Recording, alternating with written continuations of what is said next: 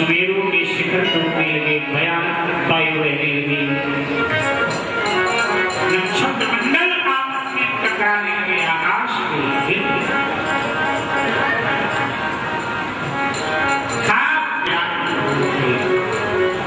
सागर में ऊंची ऊंची लहरें उठती, ज्वार भाटा आने लगा। देवता विमान में चढ़कर आए थे नरसिंह का दर्शन करने, लेकिन देवताओं का विमान आपस में टकराने, सुर विमान संघटन, परस्पर देवताओं के विमान आपस में टकराने। नरसिंह भगवान ने झपट कर हिरण्यकश्यप को पकड़ लिया, फिर पूछा,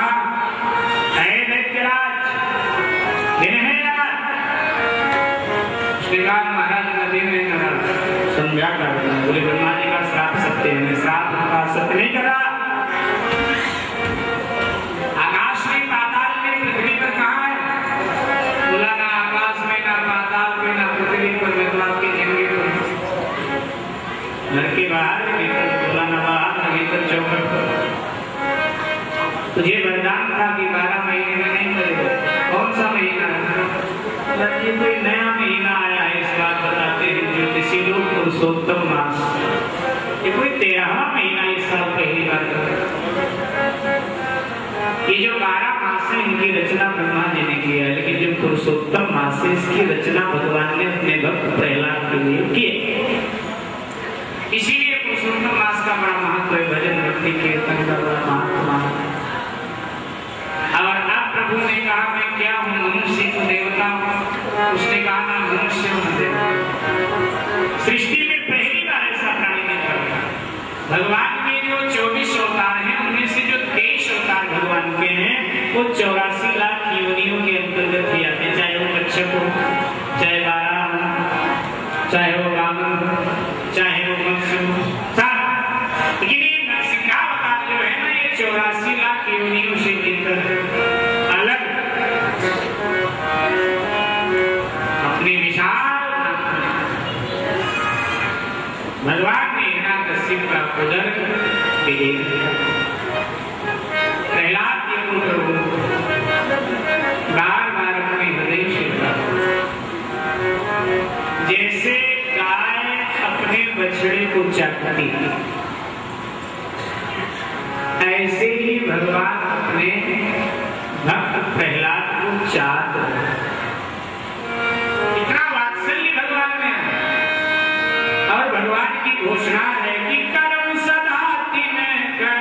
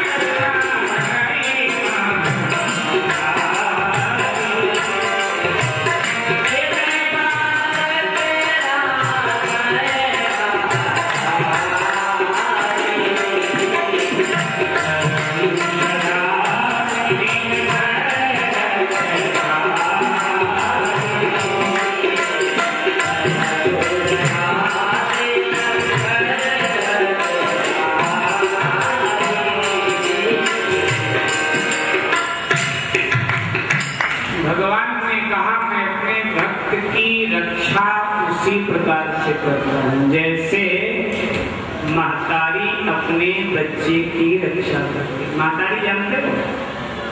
महतारी किसको कहते हैं? हाँ जी, क्या है महतारी? ये महतारी शब्द जो है ये मेहतर से शब्द बना है महतारी। और भगवान ने जानबूझकर महतारी शब्द का प्रयोग किया। नहीं माँ शब्द का प्रयोग कर सकते थे या अम्बा शब्द का प्रयोग कर देते, लेकिन माँ नहीं कहा, अम्बा नहीं कहा, मम्मी नहीं कहा, मदर नहीं कहा, महतारी। जिसे मेहतर समाज के गंदगी को अपने सर पे ढोता और समाज को स्वच्छ करे। मेहतर का हमारे जीवन में कितना बड़ा योगदान है। सारे गंदगी को हमारे अपने सर पे ढोता है और हमको स्वच्छ करता है, निर्मल करता है। उसी प्रकार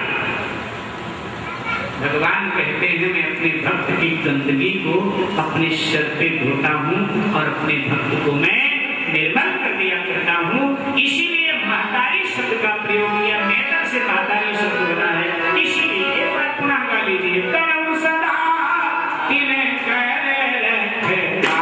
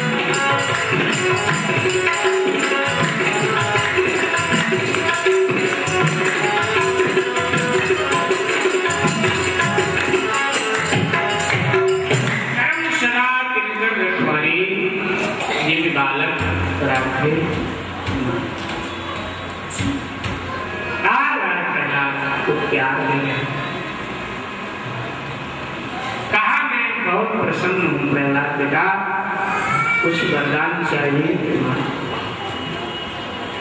प्रहलाद जी ने कहा कुछ नहीं चाहिए, बस एक बात करना चाहूंगा। क्या?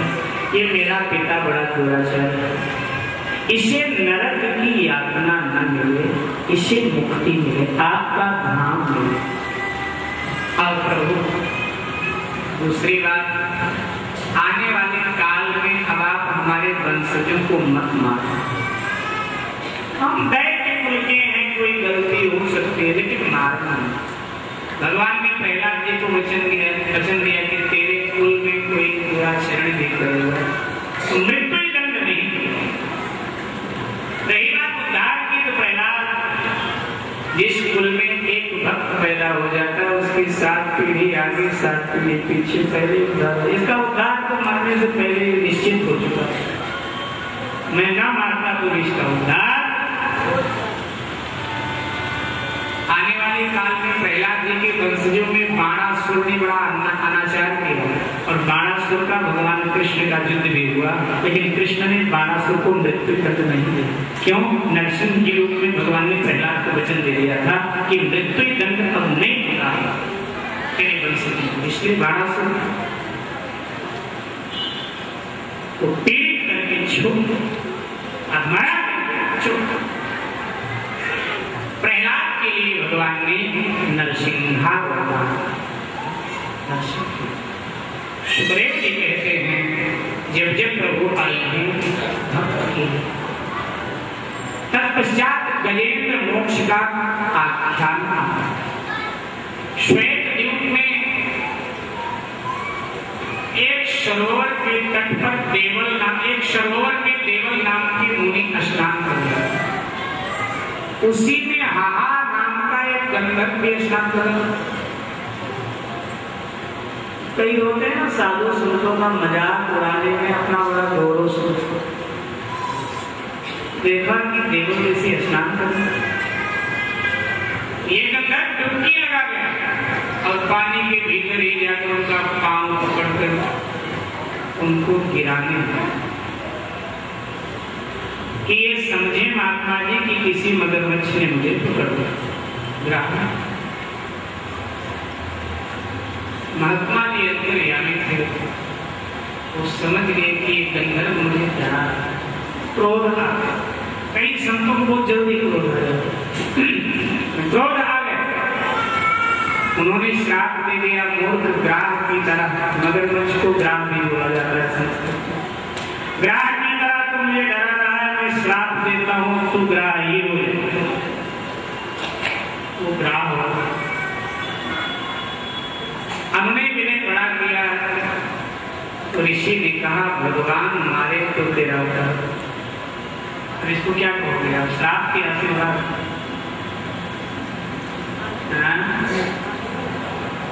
क्या कहेंगे? तुम्हारे शास्त्रों में ऐसी बहुत कथा है, क्या कहेंगे? मुझे तो ये लगता है, आपको जो लगता है, मेरा अपना अनुभव तो ये है, मुझे तो ये लगता है कि ये महात्मा लोग, ये ऋषि लोग बड़े दयालु होते थे।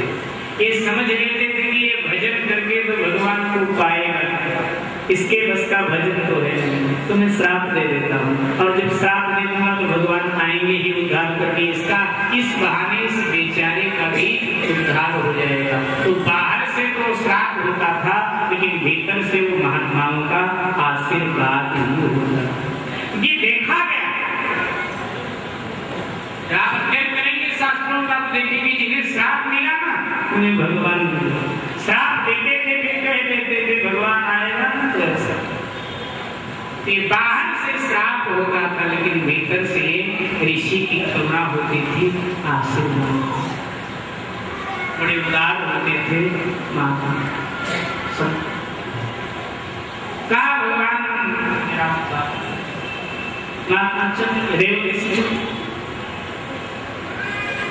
उसी समय एक और घटना घटित हुई। इंद्रदमन नाम का राजा, जिसके बहुत सारी पत्नियां हैं और बहुत सारे बच्चे भी हैं,